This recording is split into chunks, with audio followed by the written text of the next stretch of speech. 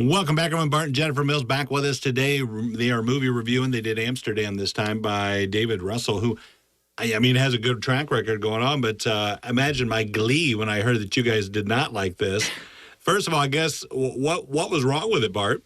Well, I mean, we went in wanting to like this because you're right. David O. Russell is a director of, some really fun movies, some serious movies, Silver Lining Playbook, The Fighter, which was an Oscar winner, American Hustle, which I really loved.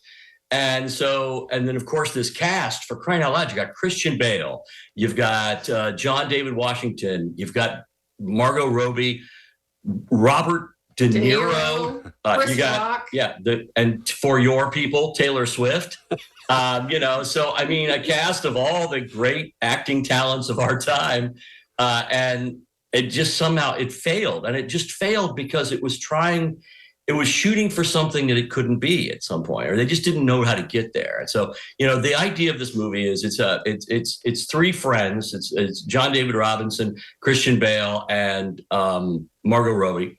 They meet in World War I. They become instant friends. They move to Amsterdam for a while. They come back to New York and they witness a crime. And from then on, it's a whodunit of sorts. But it's supposed to be a screwball 40s comedy. You get that patter of fast talk you're supposed to get from 40s comedies, except they don't do the patter. They'll start with it, and then all of a sudden there'll just be this meandering line of 3 words that go on forever. And then there's the actors are all in different movies. You've got Christian Bale, who is acting. And then you've got Margot Robbie, who is just this beige wall of face that just has no reaction to anything throughout the movie. They're all beautiful people. They're all talented people. But boy, they're missing the boat on this one. Well, Jennifer, one of the things I read about Russell was that people complain about the fact that he doesn't know how to write for women. Did you find that? Yeah, I totally agree with that. I mean, you had Anna Joy. She was just no one, you couldn't really care about the characters. They were just given these dialogues that just went on and on and on.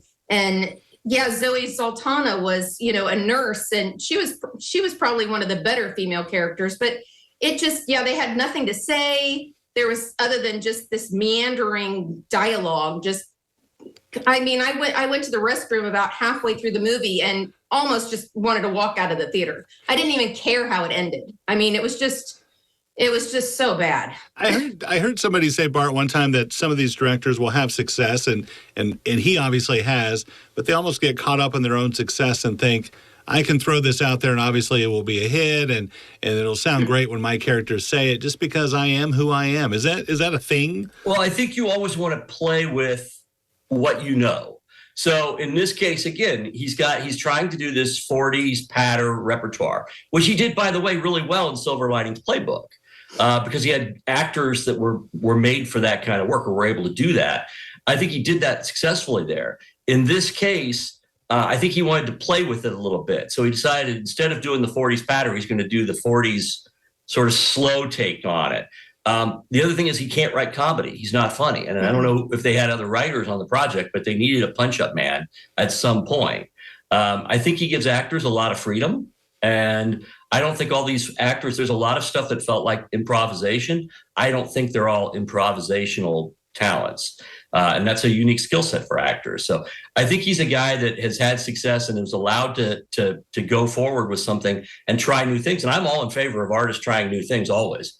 But we all have to acknowledge when it doesn't work. And somebody should have been in the room to say, by the time they watched this on the screen and edits, they had to have looked at it and said, this is not working. This is not But apparently nobody wanted to tell him that. Or if they did, he wasn't listening. And that's a problem too. Yeah, and Jennifer, it sounds like one that we've had movies in the past where you guys went to the movies. You said, yeah, it's all right. Maybe just watch it at home. Is this one we don't even watch at home, you think? Oh, no. Literally, it's 2 hours and 14 minutes of your life that you're going to want back. Yeah. After you watch it. It's way too long. It could have been an hour and a half if they decided to make one film instead of trying to cram 3 plots into one movie. None of it made any sense all mashed together like that.